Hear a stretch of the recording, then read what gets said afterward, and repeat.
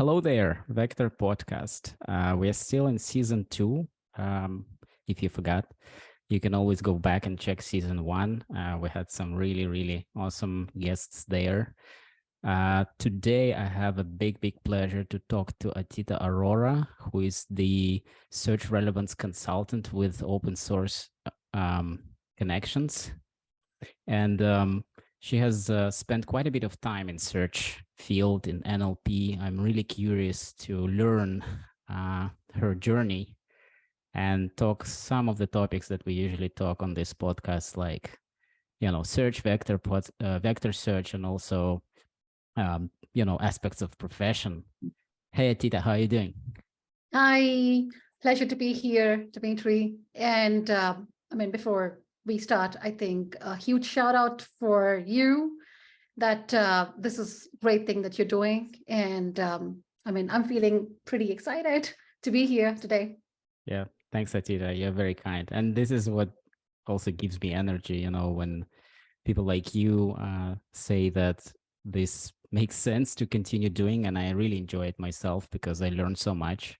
I connect with all my guests on a different level in the podcast. And I hope that this is also informative for our listeners. At least when I re-listen all the podcasts, all the episodes so far, I kind of re-remember and I learn something new. It's kind of cool. For sure. Yeah, I was just wondering, we usually traditionally start with your background, and this is where people can learn more. But I know that you've been blogging and you've been talking publicly on conferences. But still, it's very interesting to know, how did you arrive at this profession? What was your journey?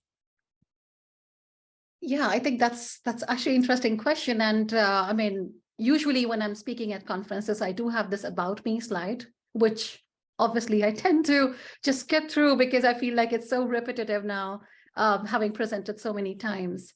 But I think I never really talk about as to how I started, where I started.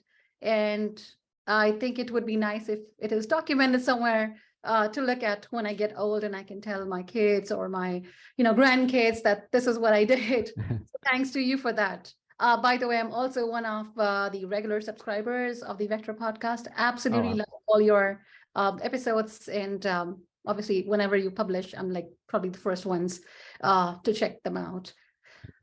So how I started is kind of interesting. I was a master's student and I was supposed to finish my master's, that is master's in computer application in 2008. However, our college, which is, I am from one of the top-notch institutes, which has like a common aptitude test. It's like about 400K people every year take that test and about 100 people selected. And I was one of them. So obviously it was already very prestigious. And we had this culture that, if the course is for like 3 years, that is full-time course, we would already get our placements in the year 2.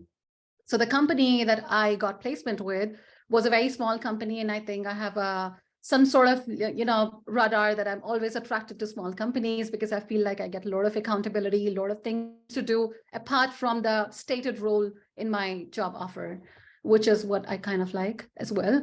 So it was interesting that I also reached out to them in 2007. So I was supposed to complete in 2008, but I reached out to them in 2007 itself that I have to complete my industrial project, which is supposed to be like a dissertation thing that you do in PhD. So it was supposed to be a real life project. And I reached out to them that, can I join the company and like kind of do the training? And it was really nice of them to let me come. However, they didn't really have any kind of like training programs. And they were experimenting with Solr and Lucene and Plone and Zope at that point in time. I'm not sure how many people would really know about Zope and Plone. They are like the Python-based. I don't at least. Can you yeah, that's interesting us? Actually, because it was really a thing back then. So it is a content-based content management system, which is based on Python. And at that point in time, Java was really a thing back then when I started in 2007, 8. So having worked on Python, I was like, why am I working on something which is like Python? I want to work on Java, J2E. That is really a thing, like build cool applications. But because I was a trainee and they could obviously, kind of modulate, my role, they asked me to research on, Solr and Lucene because they were coming up with the social networking website application. So Orkut was leaving the space. Facebook was coming in, and we were working on this Facebook application, which could let two people talk without knowing each other's number. And that was all through like what would pop up in my, profile, like who are the people who are close to me. And this was all supposed to be based out of Lucene and Solr. So this is all, I mean, it started off with, and I was literally pulling out all my hair at that point in time because you can imagine how immature Solr was at that point in time. We didn't even know like which version of Lucene would go along with which version of Solr. So we were trying and testing, and there were so many things which were missing as well.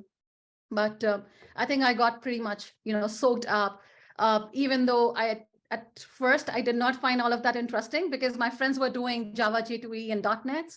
So I was like, I'm missing out on something. I would, catch up with them, and they would talk about all, cool applications that they're building and how database connections, etc., were working. And I was talking about, yeah, I'm building this, data. We're trying to locate people on Google Maps, and yeah, Google is really a thing. So it was like I'm speaking a different language altogether, and people were like, "What?" So it was interesting though. So you felt like an underdog or something? Yeah, I felt like that, and on top of it, I think the bigger challenge was that we had this guy who was basically from the ontologies word. So semantic web was very underplayed at that point in time. I think right now it's like coming up as if something really fancy. And all of these things that are really seen in like big light were not really known as they were. So I was asked to find, like the application has this feature that I could place people in the circle. Like FOF was really a thing, friend of a friend. So the major, I think the breakdown for me was, dealing with the relationship. Every person is a document, and finding relationship between these documents was something that was given to me. And I was like, why God, why am I supposed to, do this thing? So relationships and ontologies and visualizing this stuff. So we implemented this visual map using Cluster Map API back then. And I mean, now when I look back, I feel like that was like very cool stuff that I did back then. It sounds very cool, actually. It is. Modeling graph using Lucene. It's like not necessarily Actually, something people do, or at least I don't know about that. actually, and we did not really have any cluster monitoring tools as well. So we built something by ourselves as well. So using GraphViz, we built, like how each of the clusters are doing. So we had this thing that obviously cluster was not something that Solr supported back then, but we actually made our own cluster. But one of the things that I would also like to mention here is that we did not really, I mean, at least I was, or my manager was not really aware of like all of this could be contributed to open source. So we were like living in our own world, trying to, like build something really cool only for the client, but not really for, I think, public. And I think this is something that came way later in my life. Yeah, I guess probably like before you contribute, at least how I feel myself when I also dabbled in Solr a bit, in the beginning, and then it took 10 years in my life. I just don't want to say of my life. It sounds so negative, but like, in the beginning, you still need, if you're like a startup or something, you still need to figure out whether this works or not, right? Whether this solves some needs for your users, how much of this you want to still keep as a business secret, how much is okay to contribute, because you might see even more development in this, right? And get feedback. Absolutely. And, having joined a company that was not really like, big companies back in India, I think maybe you would get an idea as to how cool or, how small the company was, that in my induction program, like the first day when I joined, I was being asked that, grab a cup of coffee and watch this movie. The movie was Pirates of Silicon Valley. So they said, we don't want you to have any rocket sciencey skills. We would just make you, learn all of that stuff. Just get this mindset. And I think that's what I tried at. I love that movie, actually. I think there are two versions of it, right? The original and some kind of remake, if I'm not mistaken. Right, that's correct. I think I watched the original one. The And original one is amazing. It's like it almost is. this kind of it's like a meditation. You go into that state of mind, and Indeed. Yeah, we have a lot to learn from that movie. yeah. But I think just like everyone else, I was also, in India, I think we do have a lot of pressure of academically, like building, grooming ourselves. So when I started in 2008 and then, got married in 2009, had my first kid in 2010, I think it was the time when I had to take a break.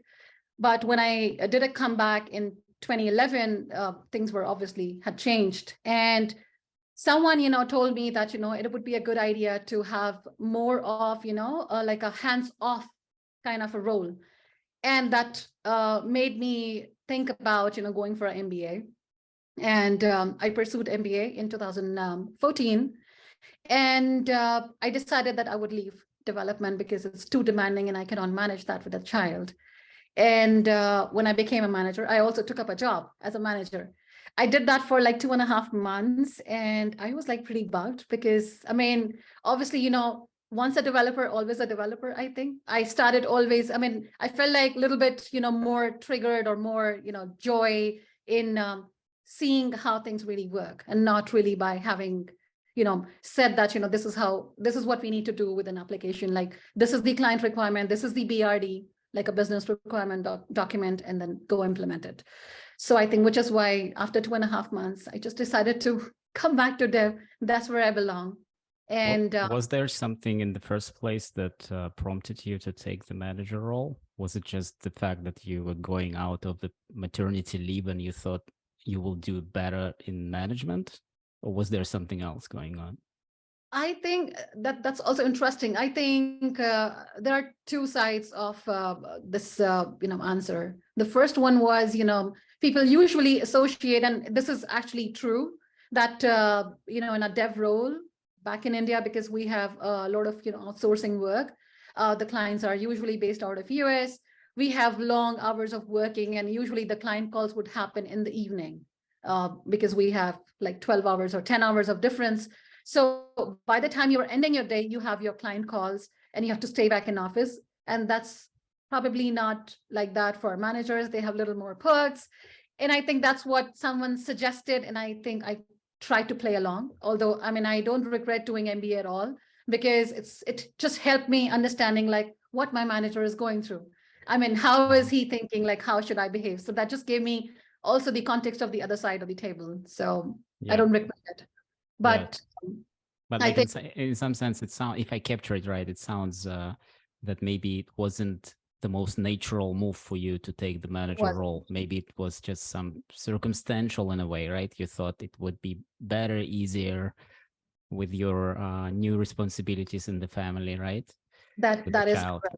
Right. That is correct. Yeah. And I mean, I would say like, personally, maybe women have obviously changed. It's been 5 years. I've moved to Berlin now. And until I moved, and all, women professionals that I know, my friends in India, I think they still have this problem of clearly communicating what they want in their job roles.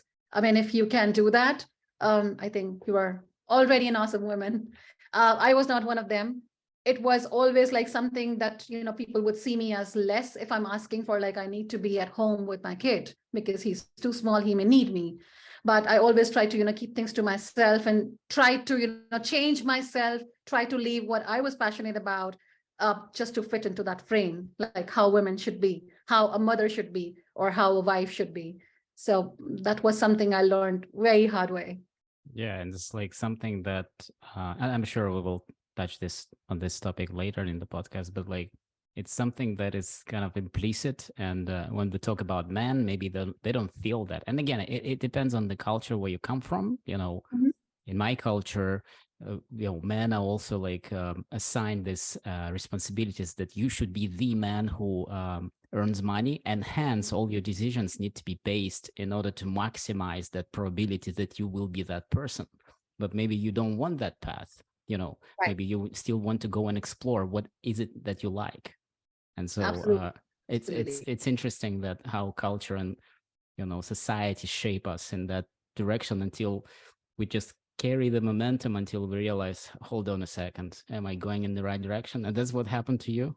True, true. That was the exact same thing. And again, I think the major bump came in that there was this company or a training company, so to say, let's put it more precisely, who reached out to me, which was like far away, at least from the place I lived in. And they said, like, could you remotely, develop this Solr curriculum for us, for our training? And it was probably the first, big things that happened to me. And I was like, okay, I mean, I work on the application that uses Solr. I've used Solr before. Things have changed now. And that was in 2014 was the comeback. Like, oh my God, Solr is like still working? Like people are still working on this? Okay, wow, amazing. That's when I realized, okay, Solr has really transformed. The community has grown. And it was interesting. I think that was more like, meeting my old friend Solr in a whole new, attire, like with dinner jacket and suit and with a tie. And I was like, oh my God, dude, you are popular now. So that was the thing for me. And preparing that course curriculum for them, I think that was when I learned about all, the developed features that were available in Solr back then. Also learned about Elasticsearch back then as well. But that training became such a hot cake because I would give, public webinars, obviously was being paid for that too. There were like almost like 400, 500 people on those webinars to see like what this course is all about. Everyone wanted to become, so there was no role such as search engineer, like the engineer who knows about search, more or less. But we would take like 25 people only in that course, or maybe even less sometimes. But I think preparing the course curriculum was one thing, and then conducting that course for the first time was completely next level, because I did not imagine like people who would come to that course would come with like 10 or 20 or 30 years of experience in Java. So imagine like people are really asking me questions, very low level, like, what is happening when face setting is happening? How is this variable, is it in the memory, or is it in like somewhere else? Like what would happen like performance wise? Can I improve this? And I was like, I mean, I am literally like stumped, because imagine like this was 2014. I started back in 2008 professionally after completing my studies. So 6 years, and that too with a break of like 1.5 years, and competing with the knowledge of like low-level code in Java with a person who's been working on Java for like 25 years, obviously was something. And I would always say, and I hope people who are listening to this do not, recall like I'm saying all of this out loud on a podcast, but I would say like I have 9 years of experience. But even 9 years was less at that point in time, because these people are like always very senior. And which made me, like take break from my office, like literally understand from the code level, like how each of these features were working. Although it was solely done to like, literally save my reputation at that point in time. But I realized like the benefit or the grooming that it brought along was like way bigger. I think that understanding, that was like, I would say like a major breakthrough for me. You reminded me of, I don't remember, was it 2011 probably, Berlin Buzzwords. There was some raffle for whatever, like I won a book written by Rafal Kutz on Elasticsearch. And he actually wrote like a couple words there, and he said, if you don't find answers in this book, then read the code. And luckily, the code is also open source. And I was like, this was like such a big opening to me in some sense, even though I was coding by then. I was like, hold on a second. So if I don't find, what does it mean? So this book doesn't contain all the answers, like major things. And it's pretty thick book, I was like, yeah, wow. So it just tells you that how experimental you need to be, right? And that there are no given answers, right? And, right. yeah. So true. Yeah, that's exactly how it is. And then while giving this training, I mean, I ran almost like 7, 8 batches one of the person was my student who recommended my profile to LucidWorks. And that's how I got into LucidWorks. And I discovered whole new world of open source. Oh, so now you can write code and, contribute or, shape the product as well. Like I can really define like how the Solr function would work. Like I've always, been on the other side, like complaining like, oh, you know what? I don't like, how this shows on the UI, or I don't like, why it forgets about this thing, or how about, if I could change this behavior. So instead of, just making that change in my local copy, I could actually open source stuff. I could actually contribute as to how product shapes. And I think that was like, like eureka moment for sure for me. Yeah, So that's yeah, I also think and at that point you moved to the US for that job, or you were already in the US? So I moved briefly to US, but as I said, like by that time I already had my second kid, who was 6 months old, and it was not very practical for me to stay there by myself, and which is why I decided to come back, leave my job there in LucidWorks, and I started my own consulting company called Bistro Innovation Labs. I know the name would sound like as if it's a restaurant.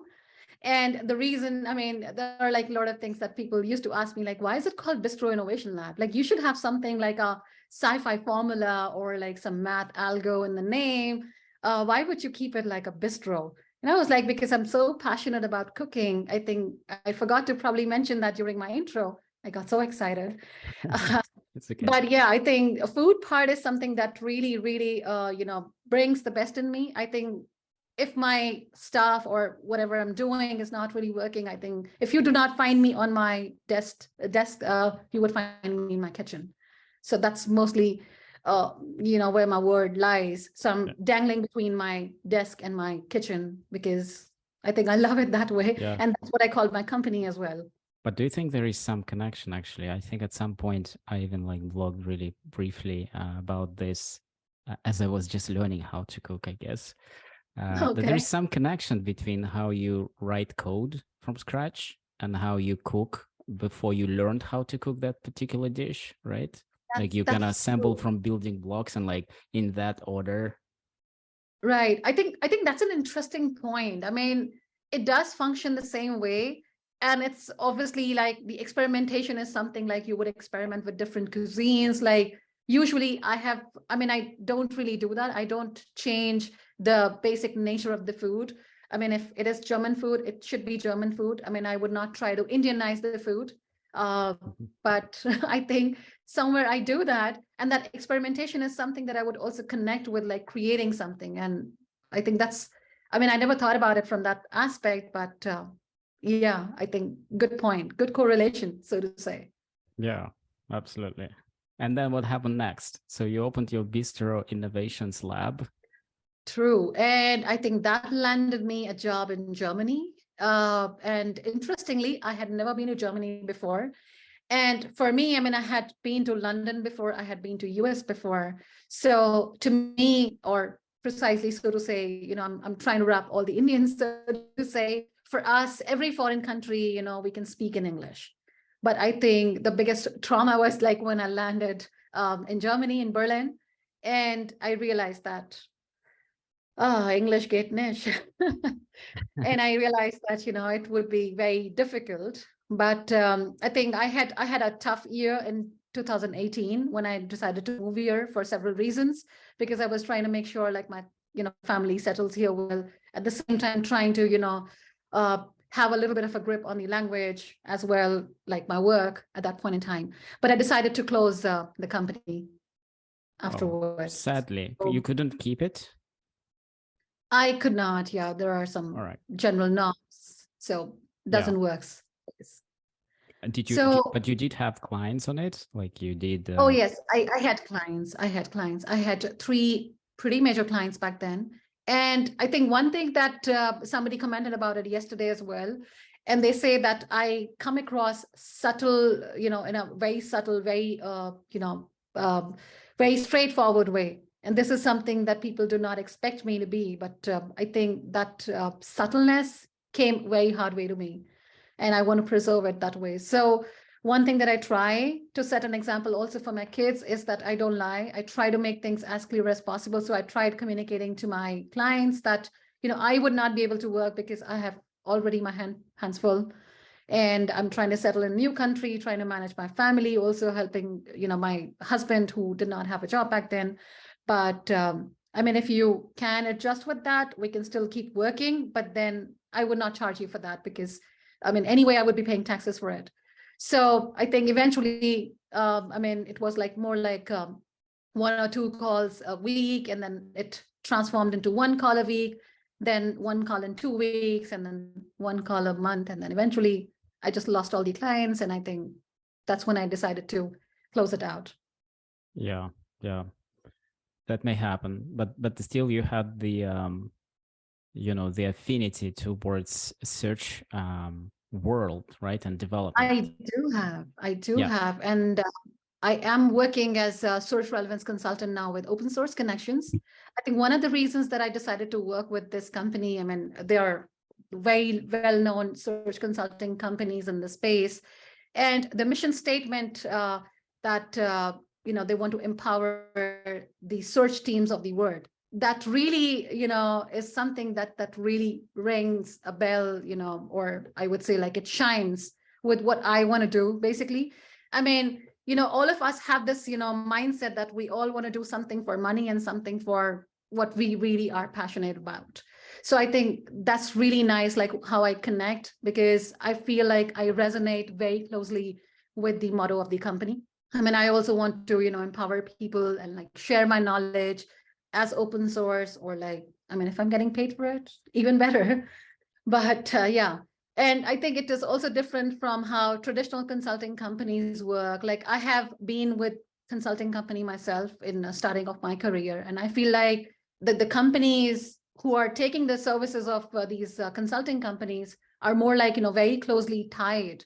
I mean, it's like, being married with them forever and ever. Like no turning back now. You're always, going to be with us. And I think that's where open source connection. It's like job security for some businesses, probably, right? It's like that That model, is true. kind of like lock-in model. And you're saying that, in open source connections, it's the opposite. And it's actually clearly stated that what you said, empower search teams to learn and become independent if they want, right? And eventually that kind of unties the whole situation. You don't need to really be.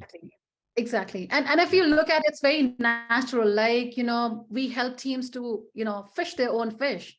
It's like, we are unblocking them to achieve their, goals. I mean, if you think of it from a video game point of view, like, and then they will be stuck at some other point. I mean, by then the context would have changed and they would have swim through like their initial challenges. So, I mean, as a consultant, I would also get a new use case next time. So it's like, we keep on learning with our clients. And I think that's what really excites me about my job. Well, that sounds great. And I mean, when you think about search, really, what are the companies that are so publicly known and shining and doing so many things, but open source connections, with Haystack conference in Europe and in the US with all the tooling, like Quepid and beyond. Like, right. I think it's in part, I think why this podcast also exists is because to keep going and discussing and keeping that, connection open, that we talk and we develop the thought further and we share our experiences.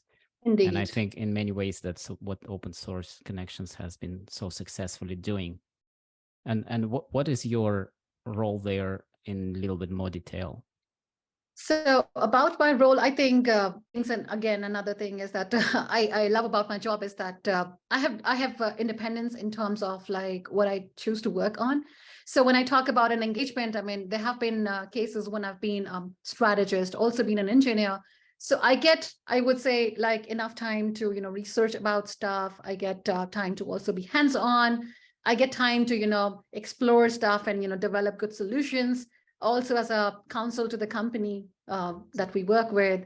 And I think individually as well, like, you feel really valued. Like if I want to have some transition, like, for example, if we would, like to bring this in, because it's a vector podcast, like I added vector search to Chorus. So I think Chorus is, so to say, like a small, like experimental, web shop that a bunch of, folks started off. I think Eric Pugh and Renee and Paul, and I think there are a bunch of other folks who tried to bring together, all the tooling which is needed to run a web shop or an e-commerce shop.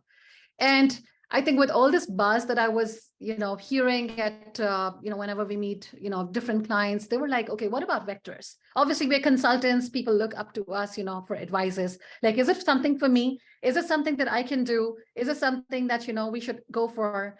And, I am a person, again, I said, because I have something that really stops me if I have to lie. So, I mean, I would usually, keep mum. I would not really say something. And I don't want to be in that situation for too long, because obviously the word is still, getting ahead of themselves. They're, developing new solutions every day. And then ChatGPT came, and then, I mean, already a buzz about transformers and like LLMs. I think it's just nonstop. And everything is, kind of, like the boundaries are diminishing. So I remember like last year when I started with Open Source Connections in Jan, in Feb, I got a chance to work with this client, and they were like all about, Vespa. And then we also considered working with VV8. And then what do you suggest? Like, are we making a good choice? I mean, is this something that we should be doing? And at that point in time, I was like, literally like, okay, I think, I don't know, I don't have enough context of this. And I think that's where it all started. I mean, that presentation I gave at Berlin Buzzwords last year about Vespa, it was condensed version of how I learned Vespa and how I got completely, I mean, it swept me off my floor. Like there's something that existed, at the time when Solr existed, and it has been as solid as, rest of the other traditional search engines, as well as, so many, data sciencey functionality that it offers. So it was amazing. And I would say like, sometimes that imposter syndrome that, we women have, it also, like transforms, or it's something that triggers us to do something that in the end, comes out as, more like shining or grooming us. And I think I liked it. So I think that's where it all started. And I think I proposed that idea to some of the folks at OSC that this is what I want to do. It took some time, of course, because I was on the full-time engagements with the clients. But when I had like the first, stop, I tried to make some things work. I experimented with stuff, and that's what we came up with. So Renee really helped me with because I gave like initial demos to him and Eric and Charlie. And I said, like, I'm struggling with that. The embedding needs to be calculated somehow. I mean, Solr already supports vectors, but the only challenge is that, the vectors for the query need to be somehow calculated, outside of Solr. And that's when, Renee suggested like, it would be a good idea to maybe, use Querqy for it. And I have not worked on Querqy before, and I have been wanting to do that. Somehow none of my clients were really at that stage that they could use Querqy. And that's how I got to, touch the entire stack of open source connections. I have already contributed on Quepid before, like adding visualizations and the other stuff, solved a lot of bugs. I think Eric would really hate me for that. And why? I Why would he leveraged. hate you? Why would he hate you for that? I mean, because it was something like, I don't know, like some sort of a charm. Like every time I would touch Quepid for some client requirement, I would find a bug. Yeah, and then I think he's been very nice. I think in principle that he's person that who would say like, oh, there's a bug, please log the bug. How about I offer you to work on it? I mean, it would initially feel like because I reported it, but actually, I mean, if you see at that, I mean, it would actually come as very empowering thing. Like he offers you to solve it the way you like, and I think not many people are as open.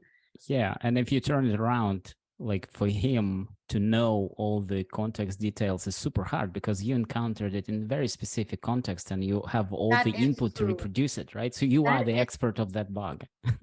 That is true. I think that's another way to look at it. I mean, I never thought of that in that aspect. But yes, that's true. So that's something that triggered me to work on Quepid. So I worked on several bugs before I added visualization, and that too came through because I had to otherwise, do the visualization outside of Quepid, and I would then complain. Like, how about? I mean, I'm anyway using data from Quepid. How is it like, if I could use the data that's coming from Quepid, like inside Quepid somehow, supporting the visualizations as well. And I think it was certainly groundbreaking that we added Python notebooks functionality to Quepid. And that just opened up a whole lot of, the AI portal. Yeah, that's amazing Quepid. actually, because I also kept pushing Cupid in every job that I took, right? And not necessarily pushing as in I'm selling the tool and I don't care what's the purpose for using it. But I just know that for all these typical problems with search quality, Mhm. instead of like reinventing a wheel, why not take an open source, tool like Yeah, Cupid, and it's commercially friendly license, go ahead, deploy it. It's very easy to do so.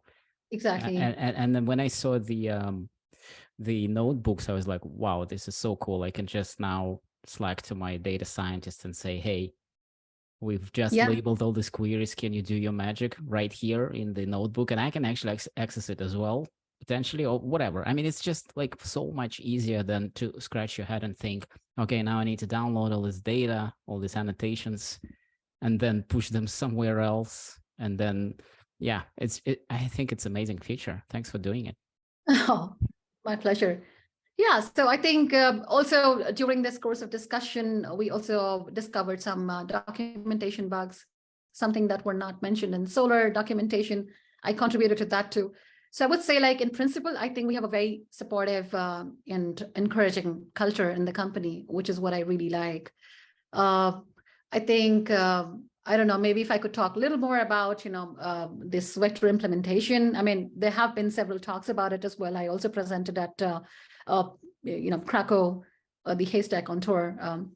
But I think it was something that was, has been sitting on my mind for too long, because I think we need a, reasonable way to not, detain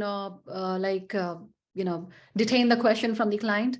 And also at the same time, we want to address the question in most, like explainable way. And I think this was like the explainable thing that, is something that people can use. And I think all this while, people have been discussing about vectors, I think people charge money to show you that, vectors could work in your search engine. And we do it for free. And I think, again, going by like what my company does, like we provide a lot of informational content, for free and open source, lots and lots of things, which usually would cost a lot of money to the companies. And I think this is something I really feel like I'm doing a good job. I'm making a difference. So I think that really brings a lot of, like satisfaction that I'm doing a good job somewhere. So that's nice. And I think now I'm working on to also, experiment with other stuff with this vector thing. I presented that, we would be working on improving the image models. So basically, I mean, I'm sure you know about it, but for some viewers, it would be a new thing that Chorus is a dummy shop. And we have a data set that comes from IceCat. So IceCat data basically is, like a collaborated content from Amazon and other, web shops. And usually that content is like very, very structured content. It has images as well, and a lot of, minute features or attributes of all the products. So which is why it's like a good example. Plus we have other content as well in the Chorus in general, like how Quepid would work locally for your web shop, and how you can use Querqy and Smooey to do the merchandising part and, manage the search rules. Like if you want to bring some brand up in the search results, you could do that as well. So I think we promised that we would be working on the images side, and because we have access to images, usually we have in e-commerce shops. So we tried to, leverage that as well. And I think if you look at the demos that we presented, even without fine tuning, the results were like breathtakingly unbelievable. We were like, wow, this is amazing. So I think in general, I think it was very, liberating experience that, we could use vectors successfully in the shops which are using the traditional search engine. So I recently also contributed to the Elasticsearch version, because again, in a lot of forums when we posted about vectors in Solr, in Chorus, Solr version, we got a lot of questions about like, is it going to be supported also in Elasticsearch? So I think I just took stab at that too. Yeah, that's awesome. And Chorus is implemented in which language? Is it Java or? Yes. So Chorus is, yes, it's combination, of course. I think I'm adding a lot of, Python content to it as well. I think one of the more interesting things that I also contributed, and I felt like it's something that usually people would not share it on the open source, is like how you can convert your documents into vectors. So I think this is the part that usually, the data encoding process, something that people would really charge you high amount of money to, add vectors into your indexing pipeline. And I provide that again for free. Yeah. And open source version. So I think that is also something that people could take advantage of. Yeah, I mean, just a couple years ago, when was it exactly? A year ago, Eric Pugh traveled to Europe to meet you guys in Berlin, and then he also traveled to Finland to visit me. And Wow. he was in the hotel room, and he said, "Hey, let's work for a few hours." And he was actually asking some questions about vector search. We were writing this article in Search Insights, right? Oh, right. And he was saying he's very passionate. He's like almost theatrical. He was like walking in the room and saying, "Okay, here is the pipeline. I have Solr. I have this. I have my Java like client. So where will you compute these vectors if all the models are accessible through Python, right?" Yeah. And it wasn't just a question of you might get the same question with your client, but it was like, wait a second, do I even know myself? What would I do? And I said, probably I don't. So I would start engineering something from scratch. That is true. And I think that is actually one of the most obvious questions that keeps coming across, because a lot of our clients are now interested in this. I mean, I know a typical work week for me has been like, I'm giving like more than 4 or 5 demos in a week to clients like who want to know about this. Like, will it fit my use case? Like, I have this, size of the catalog. Like, will it fit my use case? What do I need? And what kind of models I need to choose. And obviously there are some things that we need to also spend time and charge money for. But then eventually it turns out that people bring in their concerns, and that basically like shapes what is it that we need to contribute next to the open source. What is it that is confusing people? Why people are creating so much hype about this stuff? Like, this needs to be demystified. And I think that's what my company does the best. And I think I'm just learning from them. Yeah, I think it's an excellent spot, and it's like usually with all these hypes, things get overcomplicated. But in the end, if they prove to exist, right, it prove the right to exist, then I think many of these things will get simplified. They will probably, to some extent, even commoditize. And like, I think it was a recent LinkedIn post that woken up every single mind in search by Doug Turnbull, where he says, what's happening with Elasticsearch, what's happening with Solr, what's happening with these large language models, and and it's like, how do so many people chipped in, and that was one of them too. Yes, and they are still like revolving around like some more interesting concepts, some more like basic concepts that really are unsolved in many ways. And how do you even like deliver vectors to your database and so on and so forth. And one of the comments, I don't remember who said it, was, hey, in the end, keyword search and vector search both will be as equal kind of like commodity that you can play with in any order, probably give some weightage to one or another depending on your use case. And so complexity will shift away from these basic topics to something more domain specific. That is actually right. And I'm glad you pointed out. And this was something that's been like constantly asked when we present, when we give demos, that, how do I fit this into my existing stack? I know it's cool. And because when we say that, it is understanding the semantic meaning of your query, and that means that even if the things which are not described in the similar vocabulary, then also your search engine can find them. So I think, which is a very powerful thing if you look at. And also there are some people who really wanted to use all the machine learning magic. I mean, I remember the craze in 2017 when LTR came out, like how many people really wanted to use LTR. And then it was like, that kind of gave a lot of struggle to a lot of folks. So it's just that how easily accessible, machine learning models have now become. So people need to know, people deserve to know that it is not that rocket sciencey anymore. Like it is very common. It's very obvious. It's like the natural path this should go into. And the thing that I wanted to point out earlier was that the hybrid is the way forward. There are so many things that I could think of that keyword does the best. And I think sooner people realize that hybrid is the way forward. Yeah. And what is your take on hybrid if you were to offer it to a client?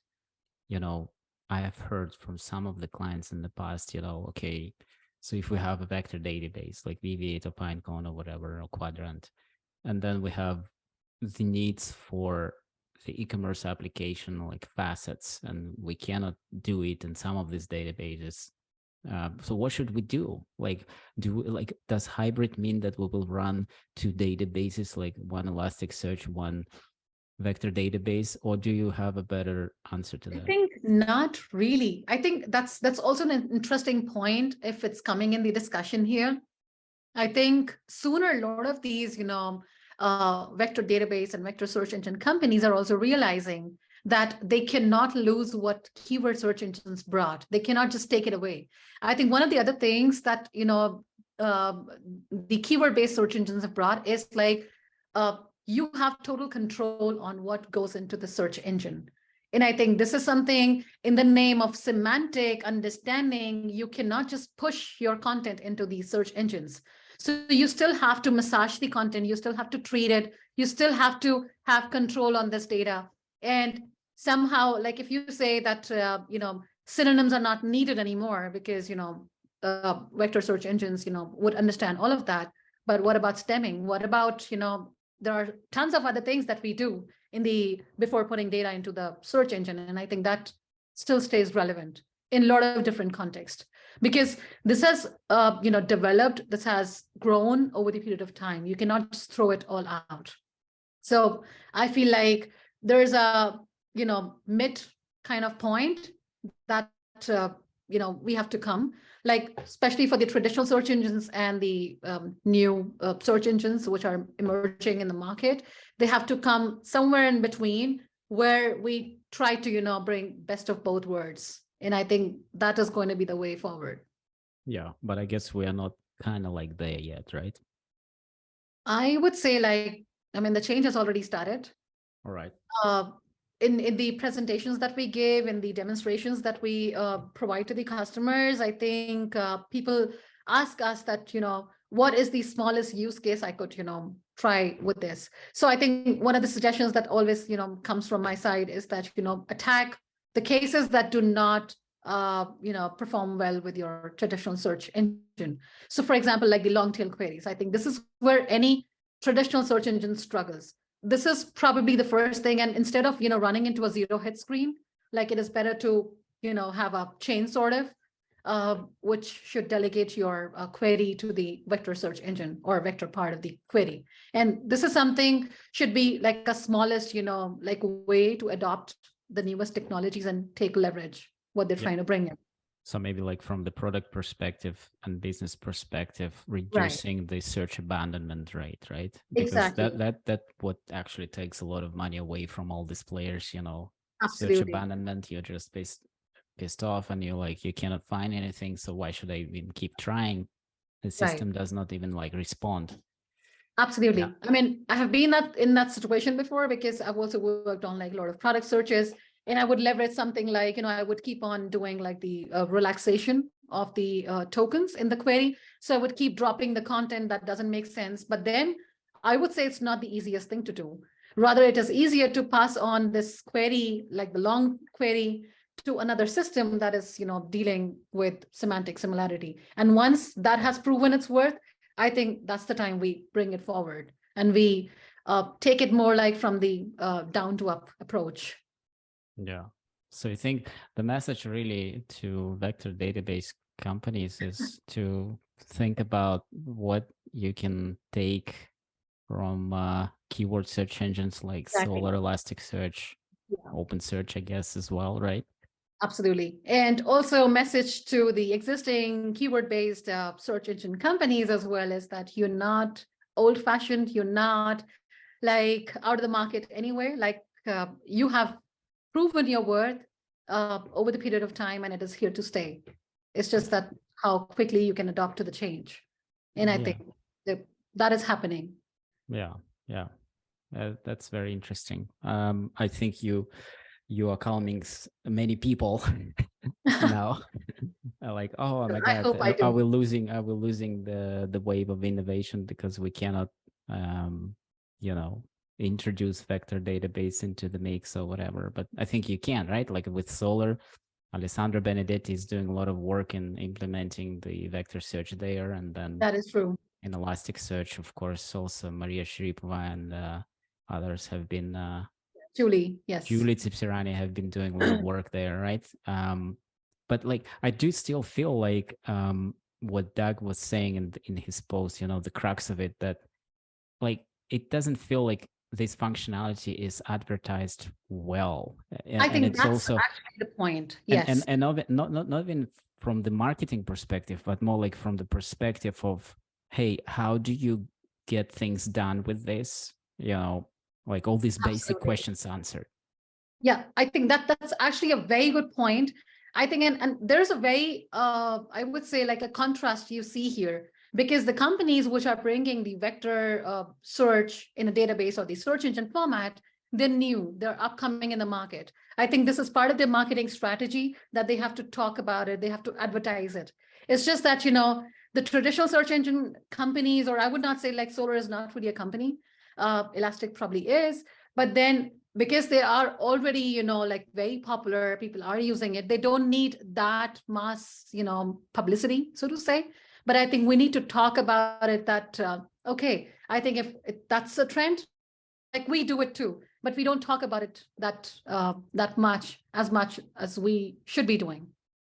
And I think that's actually an interesting point, which means that we should talk about Chorus more, because I think that basically exemplifies as to how easily can this be done with your search engine. So you don't have to divorce your existing search engine to use some cool technology. Unless you really have a case where you are starting right up from the scratch, I think you can consider using one of these. Otherwise, I think if you're using something already which has grown over the period of time, it doesn't make sense to throw everything out of the window just yet.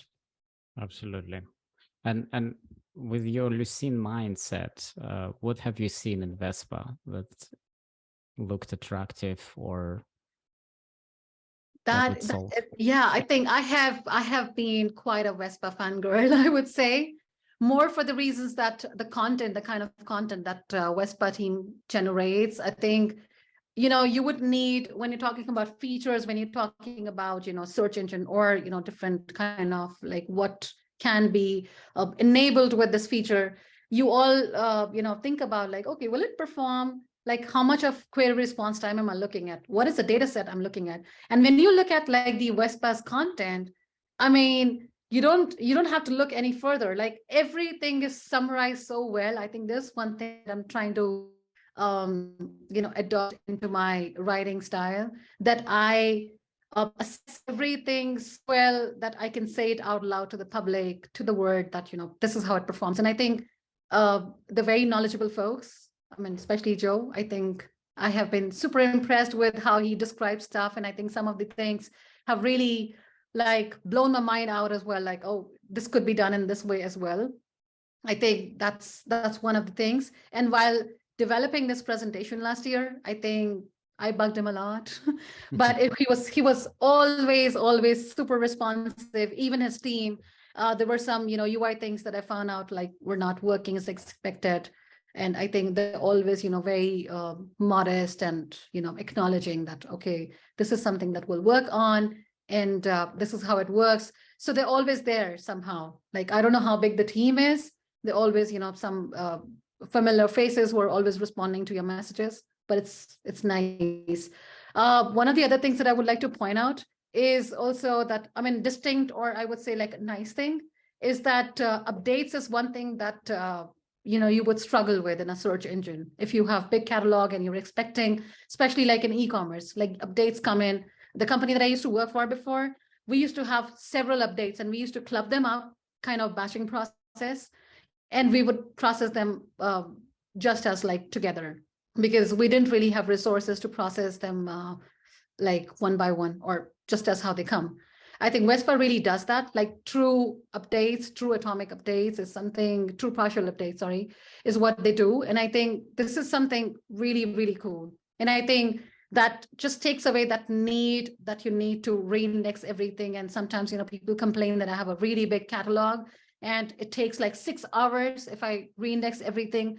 I think that's something they clearly stand out. I think when they claim that we are search engine for big data, I think they really get it done. Yeah, and I think it was also proven in the context of Yahoo systems, right? Some of the large scale ones. Yeah. I mean, they're always the early adopters, and I think the way they write about this stuff and how they implement, I think they thoroughly, cover the topic when they're talking about it or implementing it. And I think that's what I really like about them. Yeah. So like if you would recommend someone who starts from scratch, would you recommend Vespa? I think I can. I think I can. I think, one of the things, maybe I'm old fashioned, or I don't know, like this is not affiliated by, I mean, no one has really paid me to say this, but more of like, I feel like it's not as fragile as so many systems that are coming up recently. I mean, obviously we have more sourcing power. We are way stronger infrastructural wise, but I think it is as solid as, Solr Elastic is. I think the kind of trust I have in them. And also like as, clearly catching up to the trend and, evolving soon is also what they have. So I think that's really kind of something remarkable. Mm-hmm. And like to think, I mean, it's a huge palette of systems, and it's not like one is the only winner here. Like if we think about, Lucene itself, which has been developed for like how many years? 20? Yeah, indeed. Or more actually. It has so many human languages, natural languages supported, that you cannot find probably in Vespa or other systems. But again, it all depends on your market, where you're going. If it's English speaking, probably you'll be fine. But like if it's like true. Japanese, or, some of the interesting tokenizers that have been contributed to Lucene, probably still stand out. Yeah, I think that's also one good point, that how much of control, or where exactly am I coming from? I think a lot depends on the context too. That is right. I mean, yeah. I would. Yeah. And like switching gears a bit. So we did touch on this topic, but like, so your progression in the profession has been from, what sounds to me like, I don't know, it's a super tough competition to go from 400,000 people to 100, something like that. It's just insane. It just feels like, a journey full of challenge. But then like on top of this, there could be other challenges that, I don't know, like gender inequality or whatever is happening in the world today, right? In the profession. And this was one of the topics that really stood out on Haystack in Berlin last year in September, right? Where you ran the session Women in Search, if I remember correctly, the title. Yeah. And you had some women in search invited on stage, and some of them have sent pre-recorded little presentations. I mean, this was very like emotional. It was a learning experience for many. The crowd was speechless in some sense, applauding, of course. What was going through your mind when you were preparing this session? How did you come up with this idea?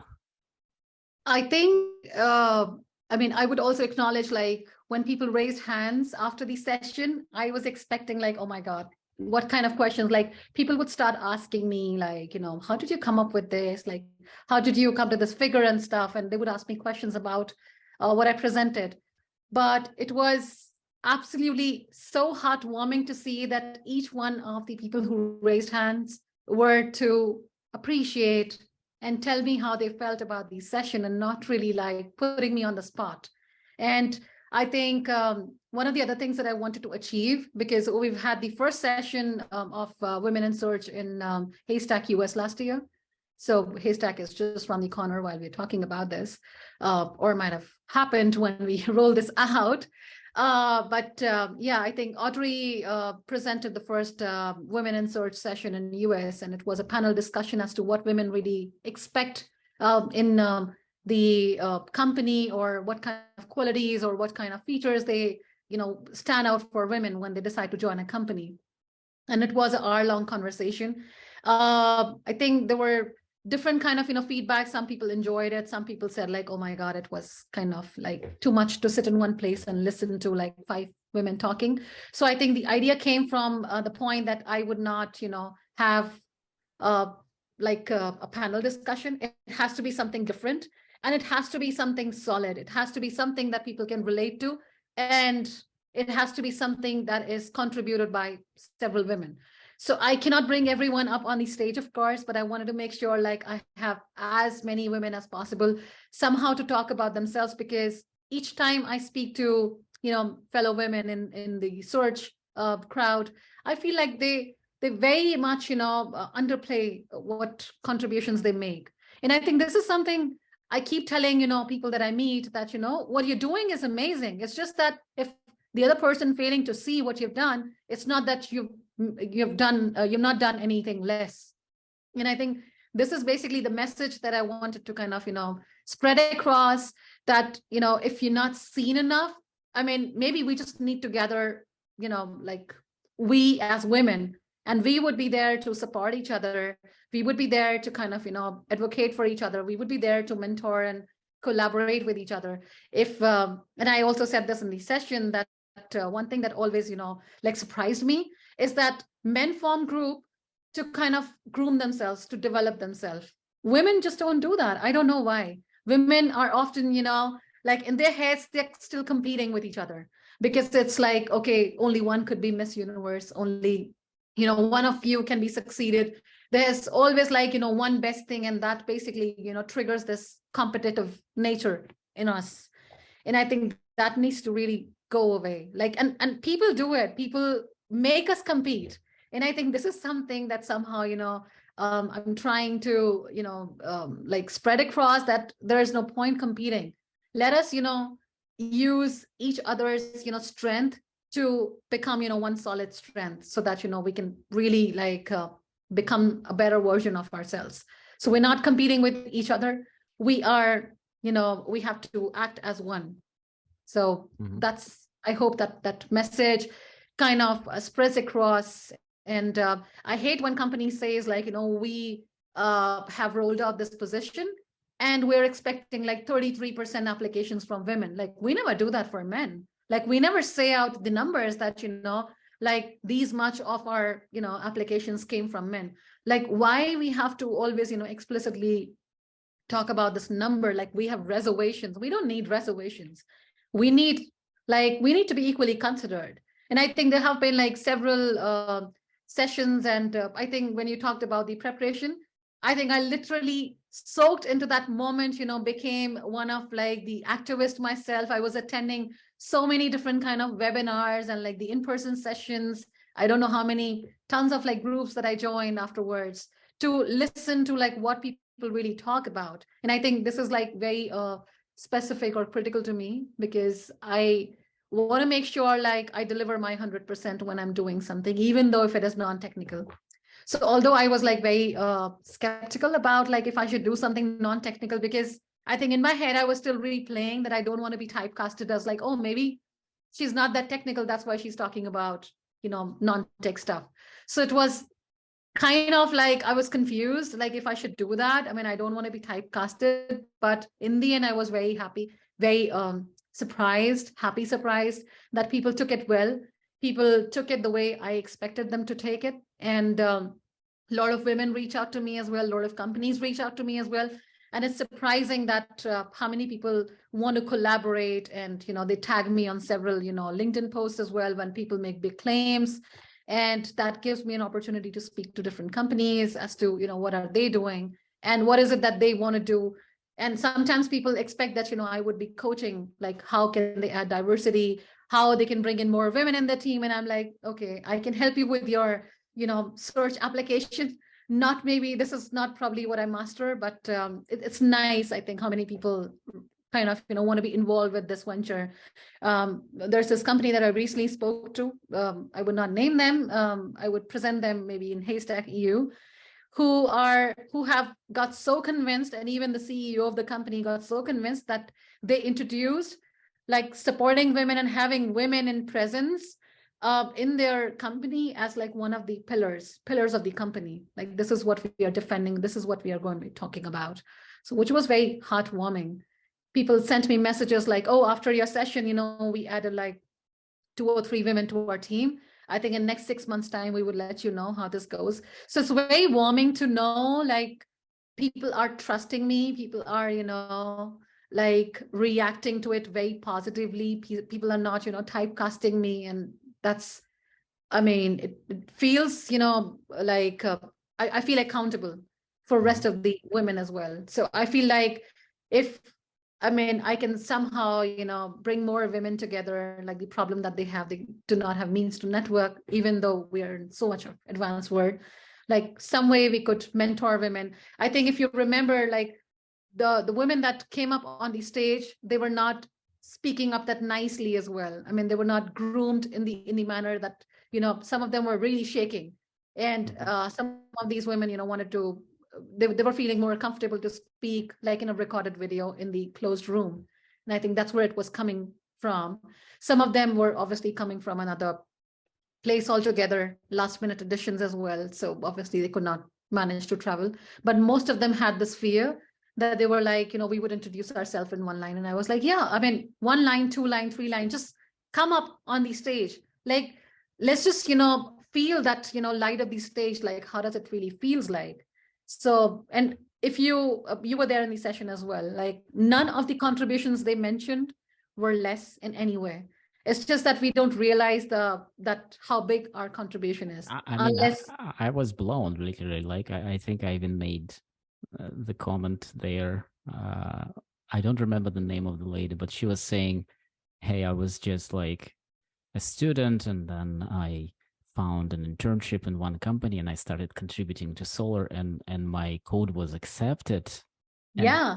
And the lady she who still contributed to Ramset. Yeah. and she was exactly, and she was still like doubtful of herself, like, am I going, what is this the right thing, Yeah. And I was like, I remember myself, when 2010, 11, 12, something like that, I came up with some ideas, some code, and I was kind of thinking, what if I contribute something to Solr? And I failed. I could never like find myself a path there. And then at some point I kind of like gave up in a way. And like, and then this lady says, hey, I just did this small thing, right? And clearly underselling it, and clearly, by the way, like, yeah, that's true. And by the way, I mean, if she's listening or someone else is listening, I have used Paramset in the vector implementation as well. There you go. Yeah, I have tried to include all the bits and pieces, like, I mean, I'm always, touched by this open source, contribution part. I feel like that gives you the opportunity that you can learn from experienced people. And it takes effort to accept the feedback from such a large audience, so many experienced people. It gives you opportunity to interact and have, like comments from people who've been working in the industry for such a long time. And if you survive like one contribution, even one contribution, I think that's where it starts. And something like, it's like some addiction. Like once you start it, it's like you just keep want to do it. Like every in every possible way. You just want to make sure like you're contributing something or the other. It's so amazing. It feels amazing as well. Yeah, exactly. And it's nice you say this, because I hope that there will be more female listeners also joining this podcast. According to my statistic, at least, there've been domination of male listeners, if YouTube is not lying to me. But I don't think that should continue that way, for sure, because this world is much more diverse, much more interesting. And also, we should remember to say that in the relevance and matching tech Slack, there is a secret group, right? Can you say something about that? Like a channel? You mean Women in Search group? Yeah. It's open. I mean, it's open to women and the allies. So if you consider yourself as ally for women in search, you're welcome to join it. There is no secret. You can be happily part of it. And we have session once a month, every first Wednesday, and we still have that. We are trying to bring in more useful content. So I talked about like mentoring part and the, collaborating part, and then how I'm seeing that, women should contribute and, collaborate more. So I'm trying to have a pattern where we could have some tech sessions as well. Like I imagine I think two months ago, I think, because for last two I have not been able to attend myself. One when I was out of town, and the other one I think I was not well, so I did not attend them. But then what I'm trying to have here is that we're trying to have more like tech sessions, more like people open up to themselves and then to the others, that this is what I'm trying to achieve. So I think the session that I had like 2 months ago, I was still implementing stuff in Chorus. I was still kind of battling with like, how do I make images work? And I was considering, and it was so beautiful that during that call, like everyone who was, just kind of, getting to know each other. And it's nice that, every time we have a meeting, at least 1 or 2 new people join in. So one of them said like, have you tried this? Have you tried that? And everyone got their, Jupyter notebooks out, and then they all started, like, oh, this is going to work. Oh, maybe this one needs a licensing cost. Oh, maybe this one we should not consider because it supports these many things only. And then by that time, that 1 hour, became so productive that everyone left that meeting with some knowledge of vectors. And it was so amazing to see that. That's super cool. I'm really glad to hear this, because it both connects to like an overarching goal, some real purpose here, and also, you create the environment of support and exchange and cross-pollination. I think this is something that men should do too. Yeah, you're welcome to join the sessions. This is really, we feel, it's really nice, and I can say like you have good reputation. People would love to have you. We hosted Sebastian from VV8, who offered to help after the Haystack EU session to help women to, have some public speaking skills. And I think we've had amazing session. We did not put that out on YouTube yet. I'm not sure why, but then people who attended absolutely thanked us and said like it was really useful. So I'm planning to have more sessions like that. Maybe we could host you someday as well. Oh, that'd be awesome for sure. And so you have a YouTube for that, or is it a part of? We haven't. I think this is the reason why it was not put on YouTube, because we don't really have a channel, and we did not know like where should we put it. But we recorded it for sure. We have the recording. Yeah, I think today YouTube is one of the probably de facto platforms. I don't want to over advertise it, but I think it's a good place to be. Yeah, I think that's a good suggestion. I think we'll certainly consider for that in future as well. But yeah, I think the entire idea is that we need to make a positive impact, be it with open source, be it with the trying to push and bring up more minority people up front. One of the most, I think one of the things that I would like to highlight here is also, maybe we haven't touched, but while talking, it struck me that we have a saying back in India that behind every successful man, there is a woman. I think it kind of, reverses itself in my case, because my story started, if I talk about from my college, my husband is also was my classmate. So I'm like one of those blessed people who has a company of someone who always supports me. And I think I have been here all this, bold and like standing on the stage giving presentations because behind that is the person who is, very meek, very nervous, like, how would I do it? And he's the one who's always, encouraging me to come up on the stage and like, I can do it. So it's interesting that behind me and every, big stake that I took, there was always a man. So if I talk about like the first one started with my husband, the next one was obviously my manager at my first job. And with the open source as well, I would like to mention that there's a search engine that's probably not very popular. Maybe a lot of people do not even know about it, Open Source Server. And it's not affiliated with AWS OpenSearch in any way. But so this guy has recommended me also on LinkedIn, and we bumped into like, maybe he was trying out, other contributors or developers as well for his search engine. And we collaborated, and he showed me whole new world of open source contributions. So he's a very critical person, I would say. Like code-wise, I think he's really good. And he worships, I would say, Mike McCandles, because every time I would not understand anything in Lucene, he would show me something from Mike McCandles. So, I mean, it was nice. And then I started, I think if I talk about from the open source connection affiliated libraries as well. So Chorus was mostly like Eric and Renee kind of pushed me into like, we should do something together. Quepid, again, Eric promoted sort of that, you should try fixing some things.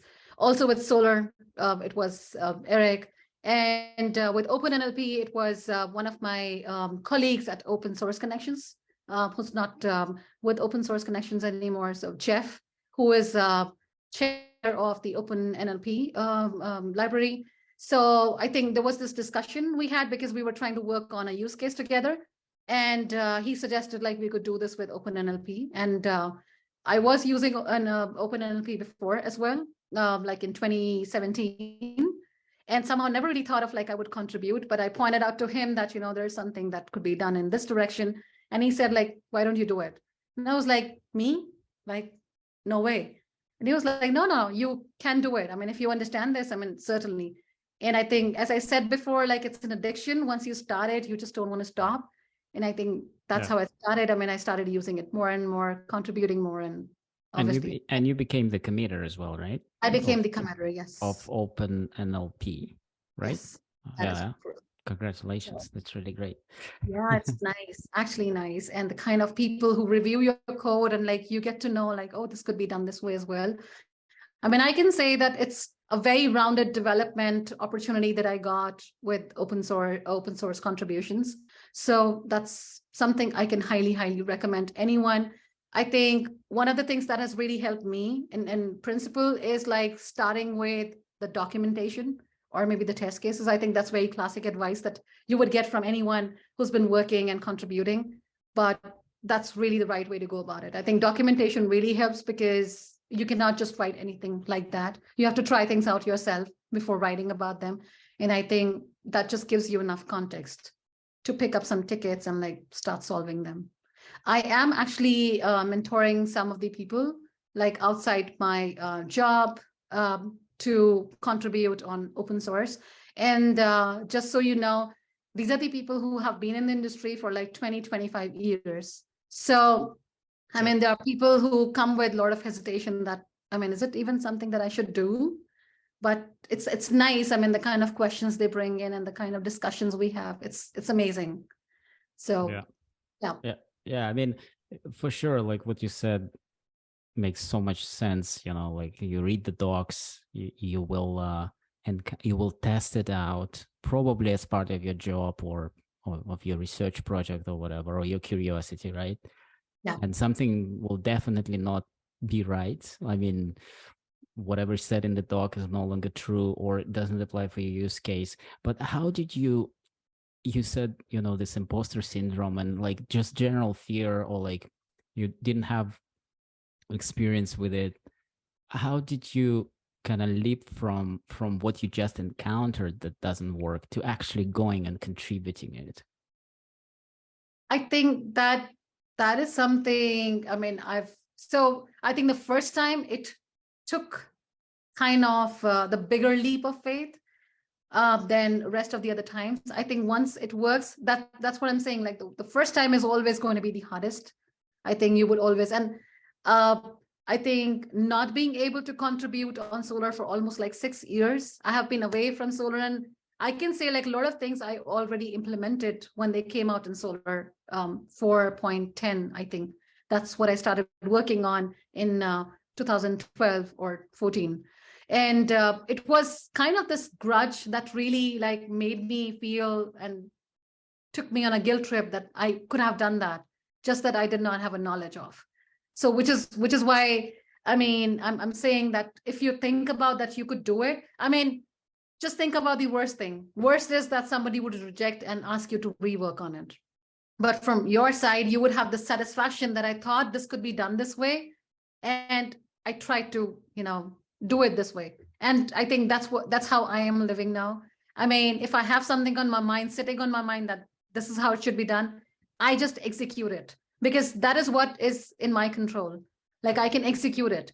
Approving or not approving something is something that I delegate to the rest, the other person. So I think that is also something that we brought up in the discussion with Sebastian, that a lot of women, when discussing like how can we become like better public speakers, asked him that, what is a good topic to be submitted in the conference? Like, how do I ensure like my topic is accepted? And he made a very, I would say, like a reasonable advice that from your side, what you can do is like submit the proposal. I mean, accepting, not accepting is something, I mean, once it is, like submitted, it goes to the next swim lane. And that's when you stop thinking about it. If it comes back to you, that's when you need to think about like, what do I need to present to woo the crowd and making sure like you make a point. But then that's what even I do. Like if I think about that, this is how it should be done, I just do it. Yeah. I feel like max is like it would be rejected. It would not be accepted, or somebody would say like, oh, you know what? This is wrong. This is not how it should be done. That's about it. You get a feedback. Either you get the recognition of the stuff that you've contributed, or you get feedback. Both of them are good. Yeah, that's beautifully put. I remember about one person who was like a Java champion. I don't know if you know of this title that was awarded at some point by Sun Microsystems. I think it's called Java champion. People who really popularized Java and, talked about it, written books and contributed code and so on and so forth. And he was saying, whenever he received a question, and he had like 20-25 years experience in this, and he was saying, hey, when I hear a question from a newcomer doubting themselves million of times, should I apply for this job, or should I commit something here like code or whatever, I'm just afraid. He was saying, okay, go and get your rejection. So it's like that first leap that you take, and it becomes a bit more like a game. I mean, it's like, and he had a bit of like humor here, right? Okay, so you're doubting yourself, you think you will get rejected, then prove it, go and get it, right? And as they go and get it, they will probably either get it or succeed or get some partial, stage and to the partial stage and probably need to revise something and so on and so forth. Right. No, that is amazing. I mean, I love it. And that also brings back, like, I used to have this email signature, I think in during the time when I was in college, that I never lose. I either win or I learn. Yeah. That just brought back, I mean, I don't know, I at what point in time, like I removed it, but I really lived by that line that you either learn or you win. So, I mean, either ways, it's a win. Yeah, and like probably getting ahead of ourselves, but like even when you start getting these small wins, they have start and end, really. Like by the end of the win, you're like, okay, what should I do next? Next challenge for me, and that's probably you're already ahead of yourself and you're doing a lot of work already, but at the that same time, that challenge is always there, and that's the part of the game and part of the right. reinforcement learning. And that is actually the correct terminology. I was just looking for that term. I think reinforcement learning is, I think that's exactly how it happens. I think for me, it's exactly how it's going. Like I contribute something, then I get feedback, then I present it. And I think I start, becoming more kind of like passionate about the other stuff. So it's like, throwing your hat over the wall. And the next time you throw it at throw your hat at even higher wall. So I'm not sure if you understand that terminology. Like this is Yeah. something that's like taking your chances. Yeah. So it's like throwing hat over the wall. That's So good. yeah, that's so I'm trying to make sure like all the feedback that I got from demos and the presentations that I gave so far, I you know collect all of it, making sure like I address everything. I have big presentation again at Berlin Buzzwords to give this year. Oh, And nice.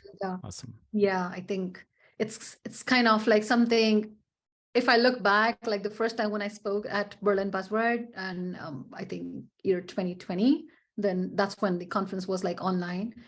It was something I remember that, I went to my office because my kids would disturb me. And I had this, like I was so nervous. I had like 5 bottles of water next to me.